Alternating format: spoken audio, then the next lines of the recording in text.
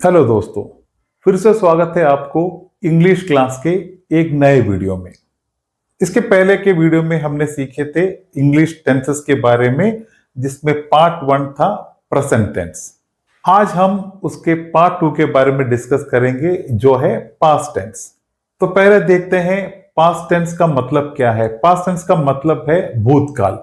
तो past tense भूतकाल में जो काम हुए हैं उसके बारे में बताता है।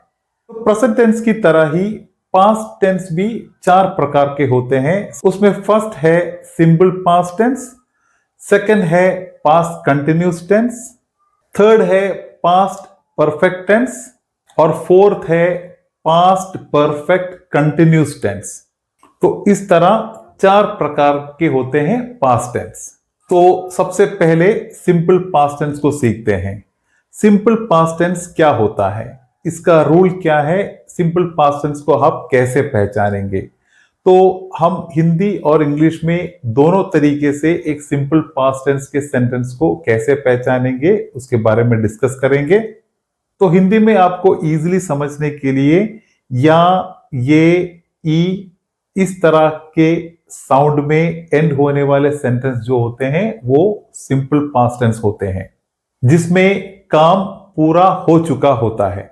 इसके एग्जाम्पल्स को जब हम समझेंगे तो आपको इसके बारे में और आइडिया मिल जाएंगे। पहले हम इसको इसी तरह समझते हैं कि इसको कैसा पहचानना है।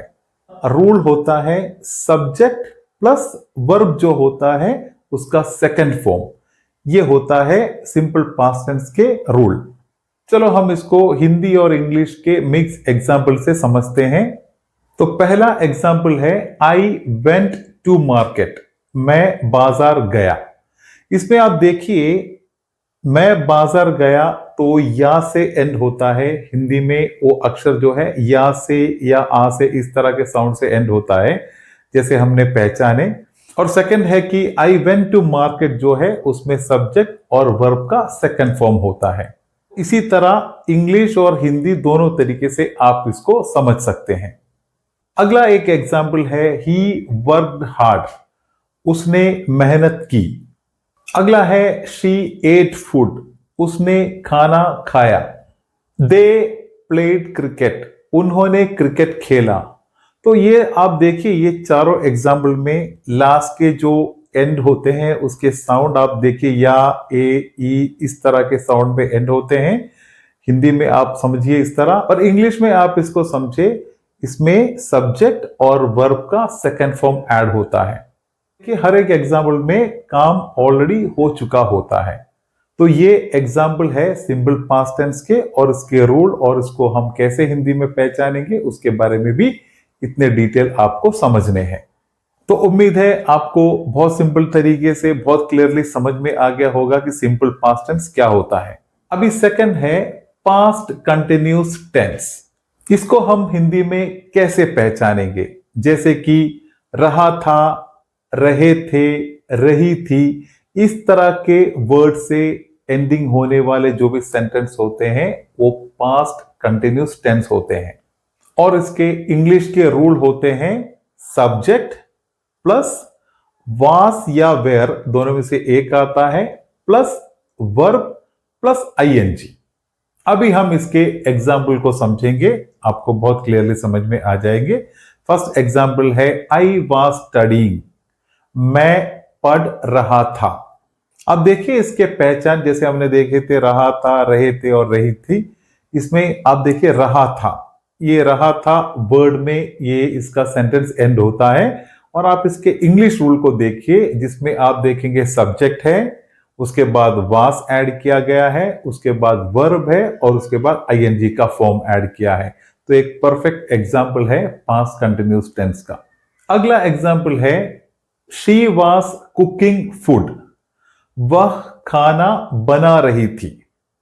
इसमें भी आप देखिए सब्जेक्ट वास, उसके बाद वर्ब प्लस आईएनजी, और हिंदी में वह खाना बना रही थी। अब देखिए लास्ट में रही थी आते हैं, जैसे हमने इसको शुरू में पहचाने थे। अगला है दे वेयर प्लेइंग आउटसाइड, वे बाहर खेल रहे थे। एक और एग्जाम्पल को देखते हैं ही वॉज वॉचिंग टीवी, वह टीवी देख रहा था। तो यही था पास्ट कंटिन्यूस टेंस के पहचान, इसके रूल और इसके सिंपल एग्जाम्पल्स। अब इसके बाद नंबर 3 है पास्ट परफेक्ट टेंस, और इसके पहचान होते हैं चुका था, चुकी थी, चुके थे। ये तीनों वर्ड को आप याद रखिए। और इसका रूल है subject plus had, HAD had add होता है, प्लस वर्ब का थर्ड फॉर्म यूज करते हैं। तो subject plus had plus verb का थर्ड फॉर्म, यही इसका रूल है। अभी इसके एग्जाम्पल्स है number 1, I had finished my work. Hindi में मैं अपना काम कर चुका था। आप देखिए जैसे आप इंग्लिश में इसको देखते हैं तो इसका जो रूल है, जो सब्जेक्ट आता है प्लस आपने हैड देखा इसमें, प्लस वर्ब का थर्ड फॉर्म यूज किया गया है। और हिंदी में आप देखिए इसका सेंटेंस एंड होता है चुका था। तो ये मैं आपको बहुत ही सिंपल तरीके से समझाने की कोशिश कर रहा हूं ताकि आप थोड़ा इजी से इसको समझेंगे तो आपको जल्दी डिटेल क्लियर हो जाएगी। इसीलिए मैं आपको हिंदी का पहचान और इंग्लिश के रूल को मिक्स करके इसको सिखा रहा हूं। अगला एग्जाम्पल है she had left the house, वह घर छोड़ चुकी थी। अगला है ही हैड रीच्ड ऑफिस, वह ऑफिस पहुंच चुका था। और एक एग्जाम्पल है दे हैड ईटन फूड, वे खाना खा चुके थे। तो यही है पास्ट परफेक्ट टेंस के पहचान, उसके सिंपल रूल और उसके बहुत सिंपल एग्जाम्पल्स। इसको इसी तरह ही आप सीखे, इसी तरह इसको समझे ताकि आपको बिल्कुल सिंपल तरीके से इसके बारे में क्लैरिटी मिल जाए। अब नंबर 4 है पास्ट परफेक्ट कंटिन्यूस टेंस। इसको हम हिंदी में कैसे पहचानेंगे? इस तरह के जो पास्ट परफेक्ट कंटिन्यूस टेंस के जो सेंटेंसेस है वो एंड होते हैं से करता आ रहा था, या से करते आ रहे थे, या से करती आ रही थी। से इस तरह के लाइन से इसका सेंटेंस एंड होता है तो आप समझिए कि ये पास्ट परफेक्ट कंटिन्यूस टेंस है। और इसका रूल है subject plus had been, HAD had, BEEN had been, plus verb plus ING form. चलो इसके कुछ एग्जाम्पल भी देख लेते हैं। I had been working for 2 hours, मैं 2 घंटे से काम कर रहा था। इसमें देखिए आपने कि से कर रहा था, इस तरह के लाइन से ये एंड होता है। और आप देखिए as per rule subject plus had been plus verb और ING फॉर्म ऐड होता है।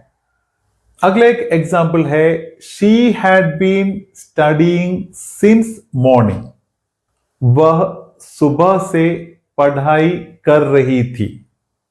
दे had been waiting for a long time, वे बहुत देर से इंतजार कर रहे थे। He had been driving all day, वह पूरा दिन गाड़ी चला रहा था। तो यही होता है पास्ट परफेक्ट कंटिन्यूस टेंस, जिसका आपने किस तरह पहचानना है ये देखिए, उसके सेंटेंस को रूल समझे आप और एग्जाम्पल भी आपको समझ में आ गया। इसी तरह ही आपको पास्ट टेंस को सीखना है। यही होते पास्ट टेंस के 4 डिफरेंट पार्ट्स। हर एक पार्ट्स के पहचान, उसके रूल और उसके एग्जाम्पल्स को इसी तरह आप सिंपल तरीके से समझने के सीखने की कोशिश करें। कि वैसे ये टॉपिक काफी कंफ्यूज करने वाले हैं, लेकिन आप उसको अगर बिल्कुल बेसिक तरीके से समझेंगे तो आपको पूरी क्लैरिटी मिल जाएगी। अगर इससे आगे आपको और भी कुछ डाउट होते हैं, इससे रिलेटेड कोई भी डाउट हो, कंफ्यूजन हो, आप प्लीज कमेंट में मुझसे शेयर करें तो मैं आपको उसका क्लियर रिप्लाई दे दूंगा। इंग्लिश में टेंस बहुत इंपॉर्टेंट होता है। आप जितने बेस्ट तरीके से इंग्लिश में टेंस को समझ लोगे तो आपको बात करने में, सेंटेंसेस लिखने में, सेंटेंसेस को पहचानने में आपको बहुत इजी हो जाएगा और आपका इंग्लिश का ग्रामर का सबसे बेसिक जो आइडिया है वो टेंस से ही शुरू होता है। और जब भी आप किसी से बात करते हैं, शायद वो पुरानी बीती हुई बात होगी या आने वाले फ्यूचर के बात होंगे या अभी करंटली कुछ बातों के रिलेटेड वाली बात होगी, तो ये सभी चीज आप जब आगे डिलीवर करेंगे तो उसमें आपको प्रॉपर सेंटेंस यूज करना है और उसमें आपको प्रॉपर टेंस यूज करना है। तभी जाके आगे वाले को पता चलेगा कि आप जो बोल रहे हैं वो आगे वाली बात है या पहले वाली बात है या अभी चलने वाली बात है, ये उनको इसी तरह ही समझ में आएंगे। तो ये टॉपिक को आपको बहुत क्लियरली समझना है। अगले वाले पार्ट में, पार्ट 3 में हम फ्यूचर टेंस और उसके बाकी डिटेल्स को सीखेंगे। तो यही था दोस्तों आज के टॉपिक के बारे में। जैसे मैंने कहा, कोई भी डाउट हो प्लीज आप कमेंट में मुझसे शेयर करें। तो मिलते हैं नेक्स्ट इंग्लिश टॉपिक के साथ। तब तक के लिए इंग्लिश सीखते रहे और कॉन्फिडेंट रहे।